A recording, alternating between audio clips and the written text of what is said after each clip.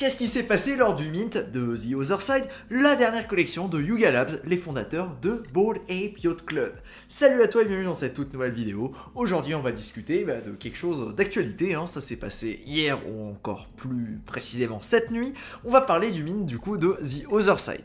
Pour comprendre un petit peu le phénomène, je pense que tu as peut-être suivi, tout simplement, il n'y a pas si longtemps que ça, les possesseurs de Bored Ape Yacht Club et de MAYC ont reçu des jetons Ape Coin. Du coup, ce sont des jetons qui ont été vendus avec la particularité de permettre en fait à terme d'acheter des lands dans le métaverse qui va être créé du coup par Yuga Labs et qui va se nommer Otherside Metaverse.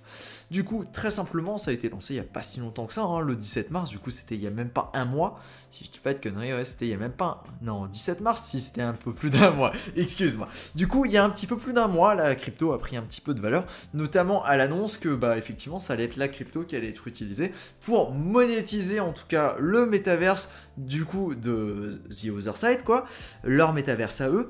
Donc la crypto a pris pas mal de valeur. Il y a des tweets qui sont passés, il y a eu des annonces, il y a des gens qui sont allés chercher directement dans les smart contracts qui étaient dans les bêta tests, c'est-à-dire sur les networks de test comme Kovan ou Ringby, et ils sont tombés sur le fait que ça allait coûter des Apecoin. Du coup il y a eu une sacrée hype qui est montée parce que les gens se sont dit, écoute, si j'ai envie de participer à ce mint là, il va me falloir des Apecoin. Du coup le prix du Apecoin a eu pas mal droit à de la spéculation et il est monté de façon assez intéressante. On a donc eu vent de plusieurs informations. De la date du coup du mint pour le land, et surtout du prix. On a eu du coup l'information que pour minter un land, à l'heure actuelle ils ont été mintés, du coup tu peux plus en minter là maintenant tout de suite, il faudrait les acheter sur le marché secondaire à équivalent du coup de 305 Ape, ce qui faisait environ 6000 $, au moment du mint, peut-être même un petit peu plus sachant qu'on était dans les 20-24 $. Du coup, on a des personnes qui pouvaient minter de ces lands, de nouveaux métaverses, pour environ 6000 $. Ok. Il y avait 2 mints par personne, du coup, enfin par valet plutôt, et il fallait avoir un valet qui était basé sur un KYC, du coup, qui avait été validé avant de pouvoir faire ces transactions-là. Chose supplémentaire. Comme à chaque fois que Bored Ape Yacht Club décide de sortir quelque chose, évidemment, ça leur arrive à chaque fois, ils ont regardé un petit peu la quantité de gens, combien ils allaient pouvoir lever avec ce genre de choses-là. Mais cette fois-ci, on a fait des trucs beaucoup plus gros que ce qu'il y avait d'habitude. Simplement, la première collection, par exemple Bored Ape Yacht Club, c'était 10 000 NFT. Les MIYC, c'était 20 000 NFT. Là, on est sur une grosse collection qui se retrouve... Aïe, je viens de le virer. Du coup, il est juste là, Other Lead. La collection avec 86 000 pièces. 86 000 items qui ont été mintés en même temps. Du coup, tout le monde a voulu minter en même temps, évidemment, et comme tu le sais, quand tout le monde essaye de minter en même temps, Ethereum ne peut pas laisser passer toutes les transactions en même temps, c'est totalement impossible. Du coup, qu'est-ce qui s'est passé? Les frais de gaz sont montés à des niveaux indécents, la majorité des transactions pendant ce moment-là étaient entre 2 Ethereum et 3 Ethereum. Ici, tu as par exemple un screenshot d'un mec qui a payé 6100 $ pour faire une transaction sur Ethereum.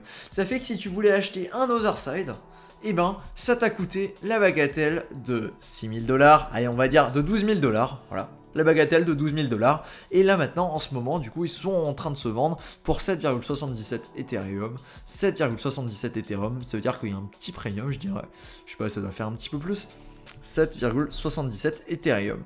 Ça veut dire que là les gars qui ont minté en fait sont déjà en plus-value du coup de 8 000 $ parce que ça a coûté environ 12 000 pour minter. Très très intéressant à voir.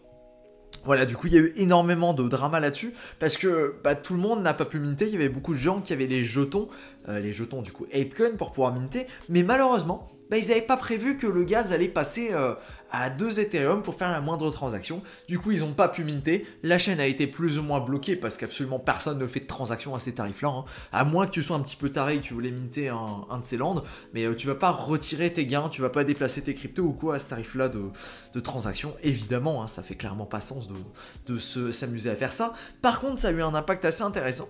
C'est tout simplement qu'une grosse quantité d'Ethereum a été burn juste grâce à toutes ces quantités, à toutes ces transactions-là qui ont eu lieu en simultané. Il me semble qu'il y a eu je sais pas, c'était assez impressionnant. Je crois qu'à terme, ils ont calculé, on était environ à 35 000 Ethereum, du coup ça représentait quasiment 100 millions Bref, des chiffres totalement indécents. Et par contre, ouais, du coup, il y a pas mal de gens qui ont eu le problème de ne pas pouvoir minter. Le reveal aura lieu, a priori, donc dans les 24 heures, hein, c'est ce qui a été annoncé sur leur Twitter.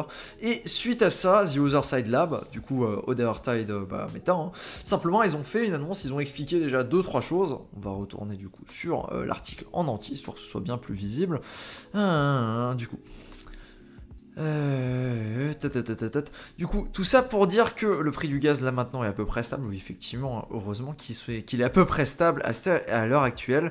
Ils ont dit que en fait il y a eu quelques soucis, hein, clairement, que comme quoi ils s'attendaient pas à ce que ce soit aussi indécent en termes de gaz, et surtout que ça allait être un petit peu embêtant et qu'ils pensaient pourquoi pas à partir sur créer leur propre blockchain pour faire face en fait à ces problématiques là.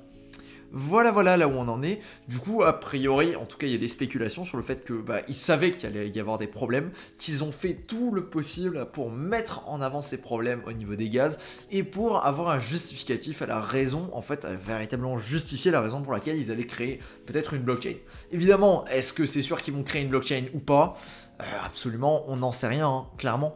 À l'heure actuelle, il n'y a pas encore assez d'informations et surtout, est-ce qu'il va y avoir la demande, est-ce que ça va aller là? En tout cas, très très intéressant. Évidemment, moi, tant que j'ai rien vu, je ne peux pas me permettre de juger. Je sais très bien qu'ils sont en train de faire des trucs de dingue, que c'est la plus grosse boîte en ce moment, hein, et que clairement, ils ont des choses très très intéressantes à mettre sur la table. Clairement, j'attends de voir ce qu'ils vont faire. Toujours la même chose, hein. Clairement, on n'en sait encore absolument rien de ce qu'ils vont faire. Si ça se trouve, ils vont faire des dingueries, si ça se trouve, ils vont faire un truc qui sera pas ouf, parce que clairement, c'est le premier véritable métaverse à ce sens-là, hein.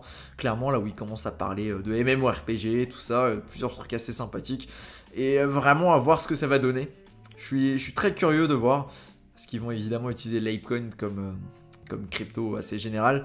Et c'est clair que s'ils ont un métaverse, ça va pas tourner sur Ethereum, hein. C'est clair, tu peux pas faire tourner un métaverse sur Ethereum, vu la quantité de transactions qu'il devrait y avoir. Dès que tu veux faire le moindre truc, il est censé y avoir une transaction pour refléter en fait quand tu vas générer des jetons ou autre, à moins que ce soit à l'entrée et à la sortie.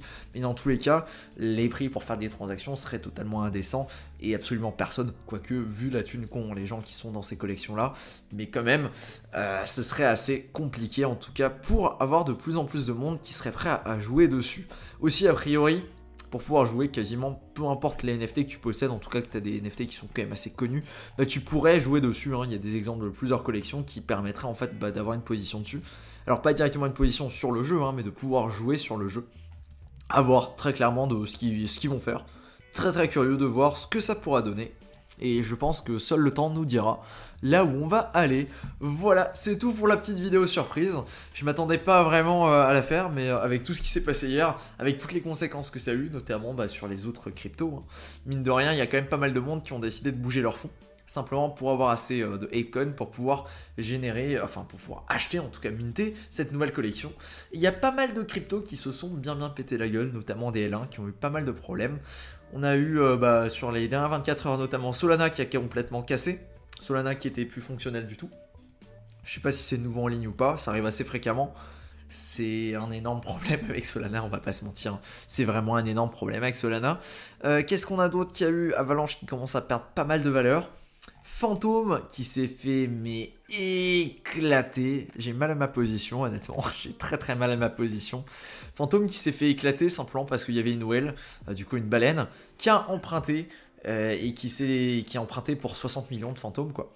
Et qui s'est retrouvé à une position de se faire liquider. Du coup, vraiment pas très très sympathique, très très dangereux même. Et ça nous a fait descendre de façon assez violente. À voir évidemment ce que ça va donner. Est-ce qu'on va remonter? Est-ce que le Bitcoin, est-ce que les macros vont rester dans cet état de soins palliatifs, on va dire, à l'endroit là où on n'aime pas trop, hein, clairement, c'est loin d'être l'endroit le plus fun, ou est-ce qu'on va évidemment aller dans Goblin Town, comme ils aiment le dire, hein. Est-ce qu'on va aller rejoindre les sous-sols, les tréfonds de l'enfer?